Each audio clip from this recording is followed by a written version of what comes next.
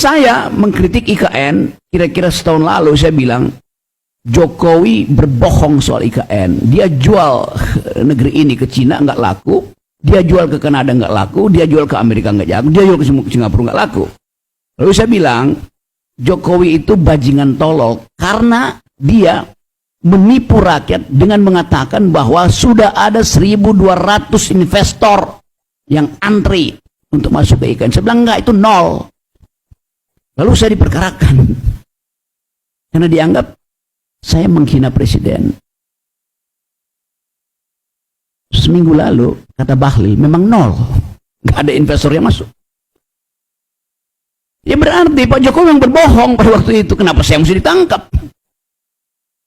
Karena saya menganalisis itu. Kalau saya pergi ke luar negeri, ke segala macam, ngomong dengan, nggak ada satupun investor yang akan masuk. Tapi kan ini data yang saya peroleh itu.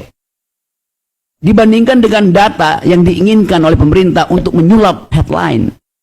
1.200 MOU sudah diteken. Itu MOU.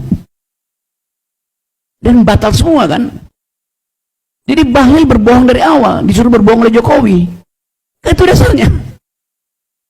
Jadi saya tidak berbohong waktu saya bilang bahwa ini bakal gagal karena tidak ada investor. Saya ingin dia sukses. Tetapi dengan conditional, yaitu jangan ambil uang rakyat di APBN, jangan dipakai dong. Kata Pak Jokowi, memang kita nggak akan pakai, pemerintah tidak akan pakai APBN kok. Kami akan pakai foreign direct investment, perjanjian bisnis to bisnis. Akhirnya 20% APBN sekarang dipakai untuk IKN. Itu adalah pajak saya. Mestinya tanya pada saya, tanya pada teman-teman, mau nggak kita bikin IKN dengan memajaki orang tua kalian itu? Kalau setuju oke. Tapi tidak pernah itu dimintakan persetujuan pada rakyat. Padahal yang dipakai uang rakyat. Lain kalau bukan uang rakyat, pemerintah cari sendiri dong. Oke. Jadi itu kritik saya. Semuanya kritik berbasis argumentasi akademis itu kan. Nah dalil-dalil itu yang sekarang saya perlihatkan. Lalu kemarin wakil otorita saudara Raja Antoni pergi ke DPR minta 27 triliun. 2 jam sebelumnya Sri Mulyani bilang anggaran untuk IKN itu tinggal 17 triliun. Jadi Anda bayangkan di dalam kabinet sendiri itu ngaco. Kok bisa menteri sama menteri nggak tahu posisi anggarannya kan?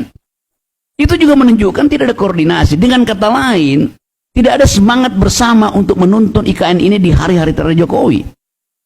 Satu. Yang kedua, apakah IKN Jakarta akan dipindahkan oleh Jokowi? Jokowi bilang, kepresnya akan dibuat oleh Presiden Prabowo nanti. Jadi belum ada legalitas untuk memindahkan ibu kota. Jadi semua hal itu yang saya mau terangkan bahwa pada akhirnya beban itu akan kepada Prabowo. Oke, pertanyaan berikutnya. Apakah Pak Prabowo akan memakai anggaran itu yang tahun depan dibutuhkan 800 triliun defisit kita untuk mengaktifkan pembangunan, bayar makan siang itu demi IKN? Pasti tidak.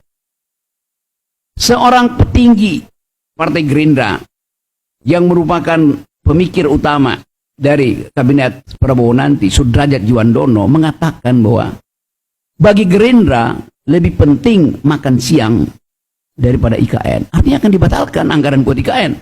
Seringkali orang bilang Rocky Gerung sentimen pada Jokowi. Saya nggak pernah sentimen. Saya sentimen pada orang dulu. Terima kasih.